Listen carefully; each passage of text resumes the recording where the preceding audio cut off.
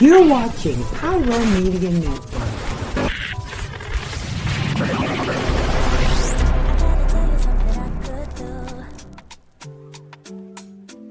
I could be running around chasing you, but I won't. Cause I got better things to do. Rather spend my precious time chasing somebody who loves me too. If I got $1 for every time you slam the door, I would be the richest girl alive, life. If you hadn't run away every time I asked you stay, you would sleep right next to me tonight.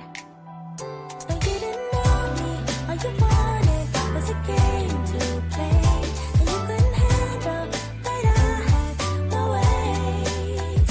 About your mind tricks and your side chicks, I'm a winner, babe. And you didn't win this. Thank you for tuning in. If this is your first time joining us, welcome. We hope your experience is fruitful. Please feel free to visit our website to find out how you can join our growing family. While we are loading your experience, please do us a quick favor and hit that like button from whichever platform you're watching or listening on. Also, share so others may enjoy as well.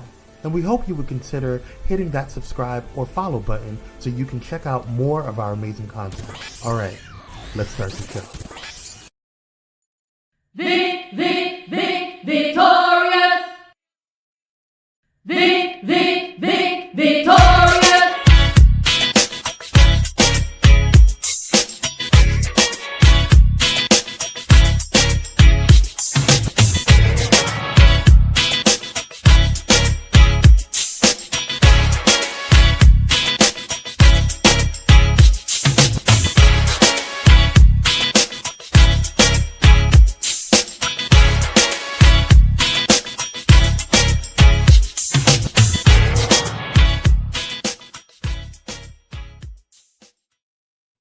Hey.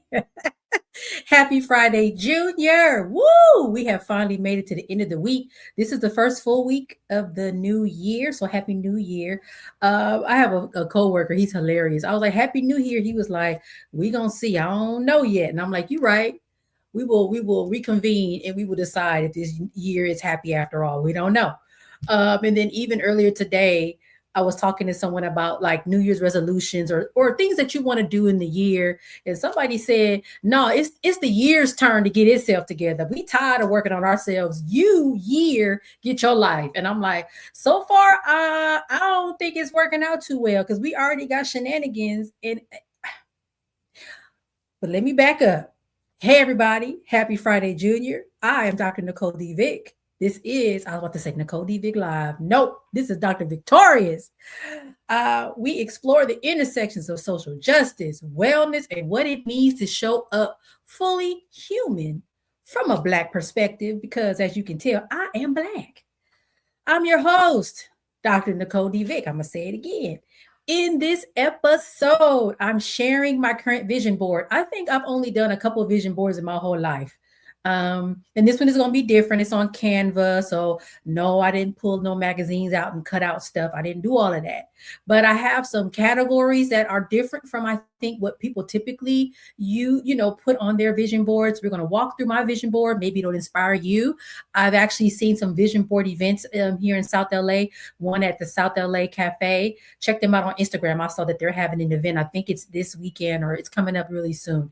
So maybe you can go in with your own categories, and make your vision board unique to yourself. This isn't really about manifesting, even though I'm not against manifesting. Sometimes you got to just put it out there and then it come back, bam. But it's really not about that, or it's really about clarity for me, at least right now, sustainability and alignment. Like, am I doing the things that align with what I believe in and really hold close to my heart as a person? Now, before we get into the vision board, we got to do the scroll stroke. Ooh. Yay. So, I mean, it's actually not a yay. I had some scroll stroke topics that over the holidays that I wanted to bring in, but I was like, ooh, we're going to have to hold off on those because there is one that I really want to do. I'll probably do it next time, but it's a lot of a lot going on. And I was like, I can't not acknowledge that. So let's go ahead into the scroll stroll. The first one is actually really, really sad. It's a rest in peace. I don't know if any of you follow the world of maternal and child health, specifically Black maternal and child health. I pulled this article by Bio Curry Winchell, and this article is about Janelle Greensmith, Dr. Janelle Greensmith, who is a strong advocate around safe childbirth for the mom, the baby, right? She's a certified nurse midwife, has her doctorate in nursing. Based in Charleston, South Carolina, has delivered over 200 babies. So really a person that is about it, right? Not just a talker, a doer, someone who's really committed to the work, training midwives, really getting that work out there. And if you are a public health expert or just in that realm, you understand the significance of midwives, specifically when it comes to Black maternal and infant health. For years, our rates have been high for infant and maternal mortality, and midwives have been introduced into the sort of world, right? Because they were kind of poo-pooed, oh, no, have your baby in the hospital. I'm like, no, we got to go back to what we know. And so they've been really brought forth to help reduce those rates. All right, so I'll set the stage. This woman, again, advocate, does the work. She passed away on June 2nd. During birth of her child, her first child. And so I think it really was like, oh my gosh, this person that understands all the issues and nuances and difficulties and inequities and all of that surround maternal and infant health literally passed away while giving birth. I don't know the details exactly of what happened. Presumably, she gave birth in a hospital. Not clear on what happened. And from what I understand, the baby is fine. But it's just like, oh my gosh. Sometimes it just feels a way. It hits differently when someone is in that realm and understands it better than probably anybody else. And even with that knowledge, still end up, unfortunately, a victim of the healthcare system in this country. And you guys know my experience with my ankle. And everybody is like, Nicole, but you a healthcare person. Yes, and still got treated poorly. So this is yet another example of that. And unfortunately, there have been many, many other examples of that. So really just want to hold space. I know I've seen her passing sort of in many spaces on social media, on Instagram, Threads, LinkedIn. So her impact was huge because I've seen mention of her in many, many spaces. So really feel sad for what happened. And I hope that what happened to her in her experience does not, end in vain. Like there was so much that she did that her legacy can live on. So starting with that, because I feel like that is so sad. And then we can't also ignore this other stuff going on. Child, what happened in Minneapolis? What is going on? More mayhem, more shenanigans happening in Minneapolis. So, Immigration and Customs Enforcement officer shot and killed someone on Wednesday. Now, officials are like, oh, self-defense, but everybody else is like, we seen the video, we watched, we see what happened. Nobody knows self-defense. And a lot of people on Threads are saying this reminds us of Rodney King, where it was like, no, he was resisting. And then we seen the video. And back then, remember, video was like in its infancy. Them was in big old camcorders that people was buying. I think my dad had one. So somebody had the wherewithal to record. And then we seen the video like, y'all beat that man within an inch of his life. Same thing. Like, why are y'all lying to us? So her name is Renee Nicole Good. I believe she was 37 years old, has several children, was in the car with her wife when this happened, shot in the face and died. And everybody is in uproar. I've seen the protests in Minneapolis. Folks on social media are like, what is going on? And it's really interesting to see Black social media and non-Black social media, because Black social media is like, yeah, we've been trying to tell you all this time. Like this is crazy stuff is going on. And y'all, because it wasn't people that look like you didn't care. But now that people look like this person looks like you, now it's like, and we're all like, we've been trying to tell you this for 400 years. What's going on? So rest in peace to her as well. She did not deserve that. It's unfortunate. That type of violence is not acceptable. The mayor was on and was talking cray. If you saw it, little cuss words came out because he was like, y'all need to get out of here. We don't want you here. But there's people protesting and stuff. So I even reached out to, I have a friend that lives in Minneapolis. I was like, I hope you're okay. You're in my thoughts. Because it's a lot going on right now. And then the last one, a little less sort of heavy, but still kind of heavy in its own way, right? The Critics' Choice Awards were the other day, and our friend Michael B. Jordan got a little snub. And I love this post on Threads because it was the truth. It's like, come on, man. Somebody literally worked twice as hard, right? And we know all of us that are Black have been taught that you have to work twice as hard to be seen as half as good, right? And this man literally played like two people in one movie at the same time, of course, with the help of computers and things, but like, I don't know. It's interesting, but he was snubbed. The award went to Timothy Chalamet. I'm probably saying his name wrong, but all over social media, that face that Michael B. Jordan had, that kind of like that, like, it went all around the world. Everybody's like, we know that look. And it was just an interesting thing. I'm like, dang. The movie was so good. I'm also hearing from like movie critics that like horror movies typically don't do well as far as awards, but maybe, we'll see with like, what is it? The Academy Awards. I don't watch awards. I don't be knowing. I just know he didn't win for Best Actor for Critics' Choice, and everybody was mad, including me, because I got to see that movie. Matter of fact, I saw that movie with John. That was the last outing that he and I had. So I got to watch Sinners with him, which was really cool. So it was kind of sad to see him not win for Critics' Choice Awards, but maybe there are other awards that he'll win. Fingers crossed, because I really enjoyed that movie, and I was like amazed at sort of the everything about that movie was amazing.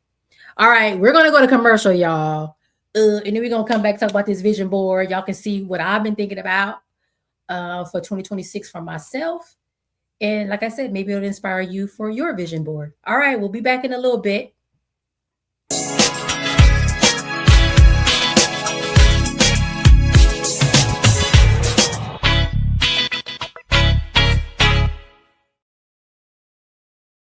Hey, how y'all doing? Real quick, this is Daryl Walter, host of the Daryl Walter Show. I know.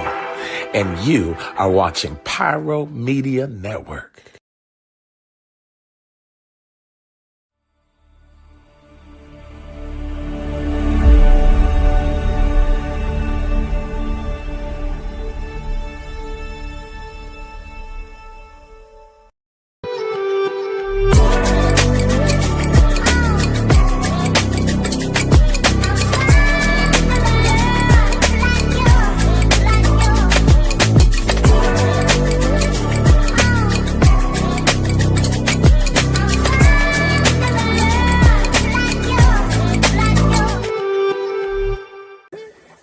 Hey, it's Pastor Kim from It's Just Kim Live Show, and you're watching Pyro Media Network.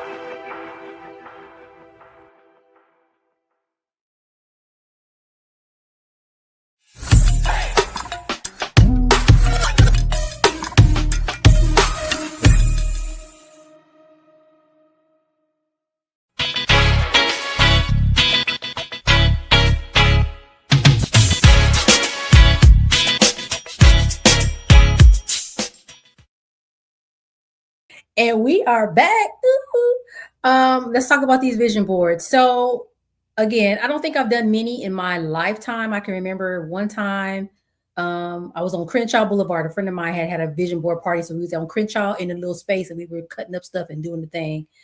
and maybe one or two other times I think I've done vision boards, and it's always fun, right? Especially when you do it in community, you with a group of folks and you can laugh and there's snacks and things. So I'm not, saying don't do it or, oh my gosh, this is horrible. I'm just saying there could be, even if you do it in that space, there may be a potential for you thinking of it differently as far as sort of framing your vision board or the things that you want to include and whatnot.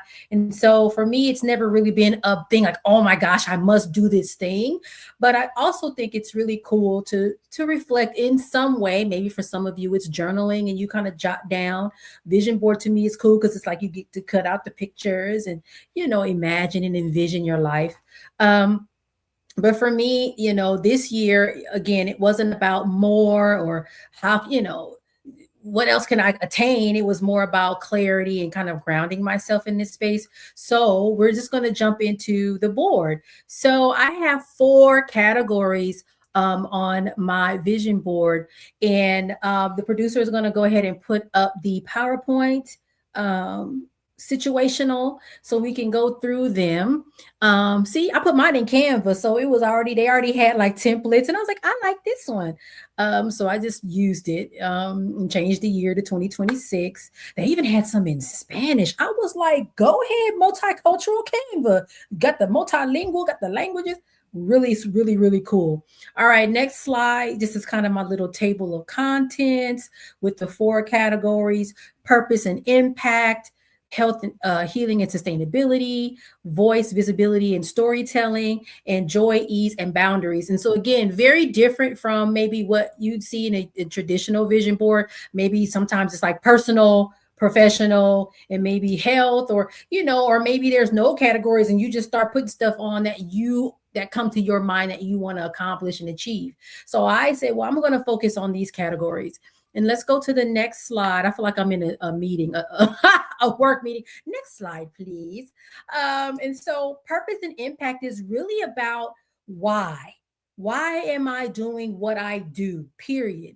If I think about who I am and what I stand for social justice, public health, health equity. I stand for Black people, specifically Black women. I'm big on my community. And I started to think about those things. It just made sense to put those things on this particular slide to remind myself about why I'm doing the things that I do, because sometimes we do things and then we get frustrated with the thing, or we get like irritated because the thing isn't going the way we thought it was supposed to go. And sometimes that happens because you lost sight of why. What is your focus? What is your plan? What is your goal? Who are you doing this for? Right. So that, to me, this one is a grounding slide. Like, I'm here and I do the things that I do for these reasons. My neighborhood, that's Crenshaw Boulevard, bam. Public health, that's what I'm a public health professional, 20 something years in the game.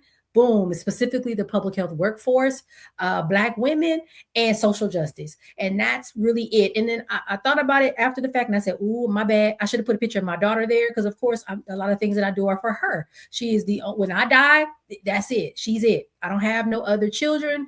So there's some things that I do in my life that when I'm no longer here, it's for her as well, right? So just pretend it's a picture of Andrea on there as well.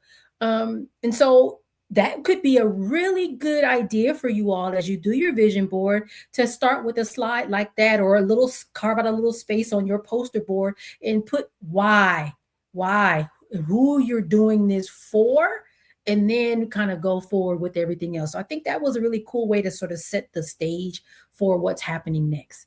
All right, next slide. Health, healing, and sustainability. Health is no longer background for me, right? And I don't think it ever really was. Well, I think when you're healthy, health is in the background. Oh, I'm not thinking about it. I'm good. I don't feel bad. I'm okay. Now, when I broke my ankle, health was like in the front, specifically my mobility, right? But I also will say I'm getting older. Y'all see this gray in the front, right? Y'all see that? Side note. I posted this on Threads, y'all. So you see the gray here?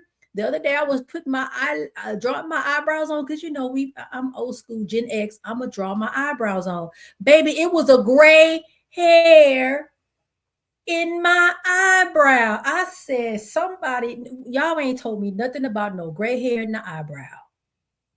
And then when I posted that on Threads, everybody said, wait till your eyelashes turn gray. What you mean? What you mean my eyelashes is gonna turn gray? I don't understand.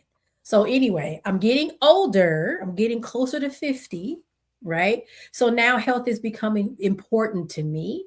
And I'm really thinking about things like my screenings. And the good thing is my insurance, well, my medical folks are like, okay, have you had your colonoscopy? Have you had your mammogram? And I'm like, and they're like, okay, it's time. And so it's, for me, health is no longer in the background. It is central now.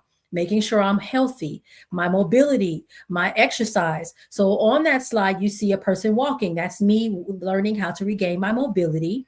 I'm going to the gym now. I didn't necessarily hate the gym, but I'm like, I don't know, but I've been going. I walk on the treadmill for 15 minutes and then I ride the bike for 30. And then I do weights specifically for my ankle. And then there's a picture of a woman in aqua aerobics. Canva has a lot of good graphics, y'all. I was like, aqua aerobics. And it had a picture of a woman in the pool doing aqua aerobics. I want to start going to aqua aerobics twice a week. There's a class nearby Tuesdays and Thursdays, but it's at 7 o'clock in the morning. I can't make no promises. I want to try it. We gonna see. I don't know, because that is early. And then the last one is that's the medical professional, me getting my screenings. So just for transparency and honesty, I have a colonoscopy scheduled February 3rd. Mammogram was already done this year, or was that was actually the end of last year. And I'm just going to keep up with my screenings. I have a friend, Dr. Leo Moore, has a book. Now, his book is written for Black men specifically, or maybe it's for men in general, but it talks about the screenings and tests that you need by decade. So I'm taking that approach, being really aware of what needs to happen based on my age and paying attention, getting labs drawn, because they keep trying to tell me they keep trying to put diabetes on me. And I'm like, I keep trying to tell you I'm not diabetic, and I'm not. Right. But I'm keeping up with my labs. Hey, am I perimenopausal? And they're like, you're not. Right. But that's me going and getting my labs done. So that is what is important here for health, healing, and sustainability. You gotta make sure you're taking care of yourself, because if you're not, your body, it'll fail you if you ain't treating it right. It'll hold on for a while. It actually will. It will do a really good job. And then after, it's like, babe, we can't do this no more. And it's going to start acting a fool. And then once it do that, what you going to do? So your health definitely is your wealth. And I'm taking that really seriously now, especially as I get older. I was talking to the producer before we came on air about gut health. Certain foods I can't eat no more because the stomach is like, baby, you playing in my face and I can't do this no more with you, boo. And it taught me some lessons about what to avoid, because we don't like stomach hurting. No. Literally balled up because your stomach is hurting. So those kinds of things I'm taking really, really seriously. So moving on, voice, visibility, and storytelling. And I love this one because this is really my lane, right? The things that I do, that I enjoy doing, are in this category. And you see me there with the microphone. So the podcast will continue. And I will continue to bring in people that I feel like you should know. We will continue to talk about topics that are important, and offer resources and information to you all. The person writing, I'm writing right now. I'm trying to get my research published in a peer-reviewed, scholarly publication. So I'm working on that. And I hope to write more books. I don't know, my attention span is getting kind of shorter. So I'm not sure if I have it in me to do another book, but we'll see, right? And then the last picture is like a conference room. So I feel like last year I was in a lot of spaces. Even with my mobility issues, I still managed to be in Phoenix, Minneapolis, Pittsburgh, which was crazy. Like I have not traveled that much ever. And I kind of want to see if I can do that again this year to some degree, and make sure I'm in the right spaces. I'm trying to make sure I'm aware of conferences, and seeing if I can, submit an abstract so I can potentially present. I already got accepted to one in February. So I'm excited about that, where I'll be talking about my teaching expertise and how I, approach teaching, and some of the things that I do in the classroom. And so I'm wanting to make sure I'm in those spaces. I'm taking more chances with connections on LinkedIn. I was talking to someone and I was like, LinkedIn has been good to me. I met John on LinkedIn. I met my friend Felicia, the author, on LinkedIn, and I'll see her at the end of this month. So LinkedIn has always been good to me. I took a chance just recently and went to go do a site visit for a organization that does provides mental health services. Just somebody reached out and I'm like, sure, I'll come by. Met with them and got a lot of great information and some potential partnerships. So those are also other ways where voice, visibility, and storytelling can happen for me. So I need to continue to network, to grow my LinkedIn, to talk to people, not just grow it, but actually have conversations and meaningful connections with people over time.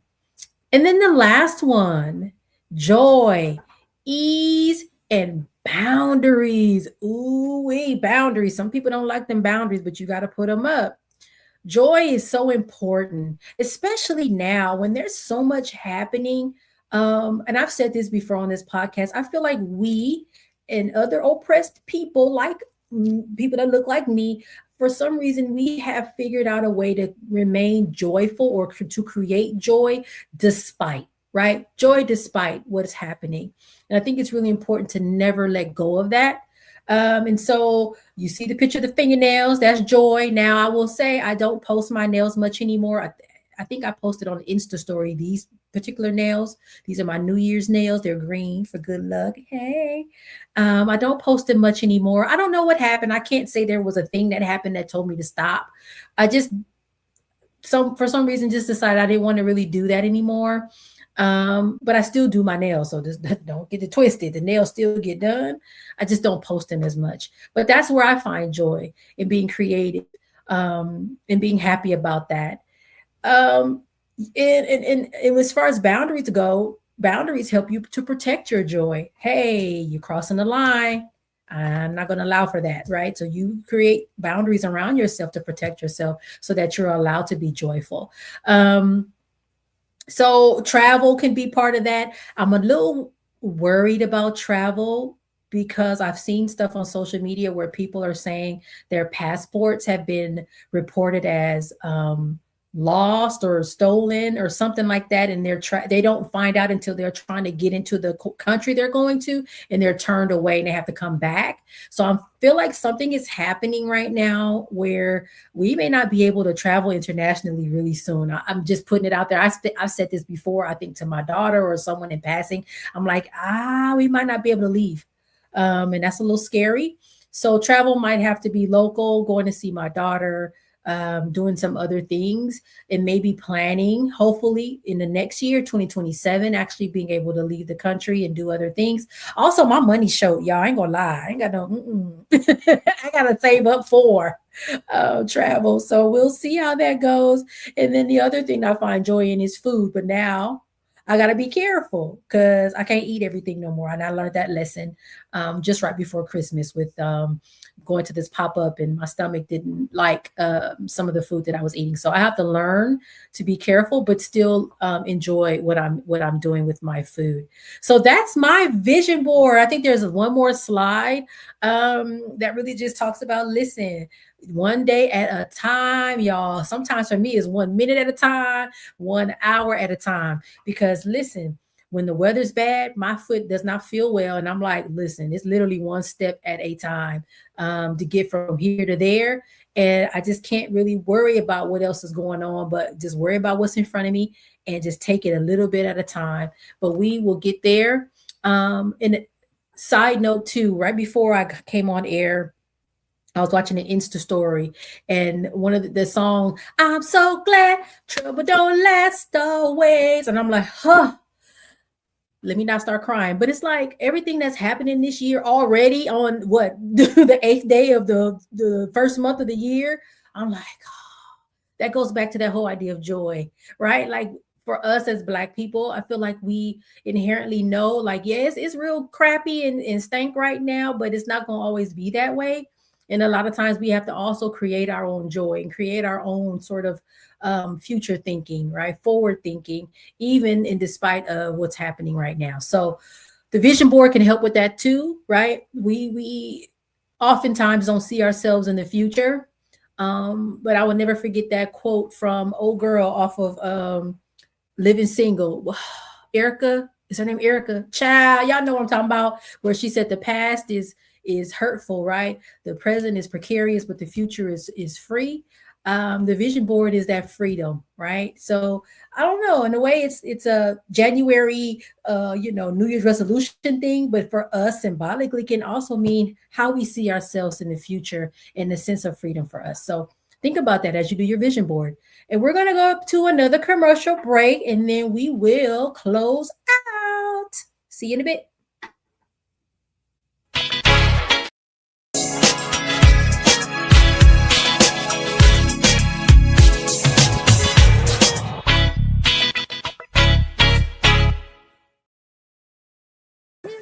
What's going on, y'all? It's Kwame Speaks from Kwame Speaks Live, and you're watching Pyro Media Network.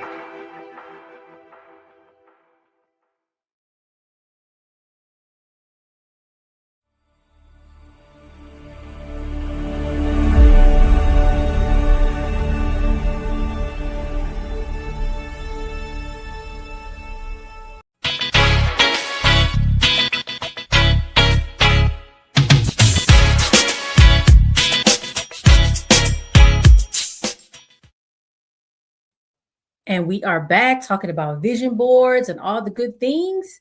Again, just reflection. I want to leave you all with, if you only had room for 4 sections on your vision board, what would they be? And what would that tell you about this season in your life? I challenge you to think about it, share with someone else, however you choose to sort of mark this occasion and think about the year ahead. Do it. If it's a journal, I have a journal on my website. Hey. If it's a notebook, a spiral bound notebook and a pen, if it's some markers and a crayon and you like to draw, whatever that is, definitely take time to do that. Reflect on the previous year and think about the year ahead. And I think, again, as I said, this year already is like, what in the world is going on? And I don't necessarily know if it's going to all of a sudden get, just snap our fingers and it's going to be okay in about 2 or 3 weeks. I think we're in for a bumpy road ahead, but we still can envision ourselves in our best self, right? In another space, in another place. Where do we want to be? We still can imagine, we still can dream, we still can aspire, we still can have hope. So I think the vision board is a good tool for that. So I invite you to think of the categories. You can use the ones I used. You can ask ChatGPT if that's what you like to do. Some people don't like chat because of the resources that it takes from us, water and all that kind of thing. But if you use chat, ask chat. Sometimes chat be knowing some things and it can give you some ideas on some categories, or do some other research and see. But I encourage you to do something to mark, this occasion and think about what your year should look like or what you want it to look like. All right, you guys, we're going to go ahead and close on out. You know who I am, and you know where to find me. My website, yay, www.nicoledvick.com. On that website is my books. You can see my podcast. So you can see this podcast. You can see the old one, Nicole D. Vick Live. You can also see episodes where I was a guest on other folks' podcasts. I talk about things like public health. I talk about the public health workforce specifically. I talk about all kinds of things on there. So you can see some of those. You can also purchase my books there. I think right now, I have to double check, but I think the only place right now you can buy my books are on my website. You cannot get them off of Amazon right now. So just check my website if you want a copy of the book. I can sign it for you and send it to you. I have 3 pushing through, finding the light, push through, finding the light in every lesson, child, pushing through 52 weeks of light and tough times. I know, I think I flipped it. Y'all, the pushing books. And then Triumph in the Trenches, which is an anthology. They actually now have 3 versions or 3 volumes of Triumph in the Trenches. I'm in the first one. I have copies here. If you're interested, let me know. They're on the website. All right. I will see you next week. We have a fabulous month coming up. We have MLK holiday coming up, which is interesting because it was like, stuff was happening and people was like, are we still having MLK holiday? Because they done took it off the parks, the national parks and stuff, and what's going on with that. So we can talk about that. It's a lot going on. But I'll see you next week. Take care. Bye.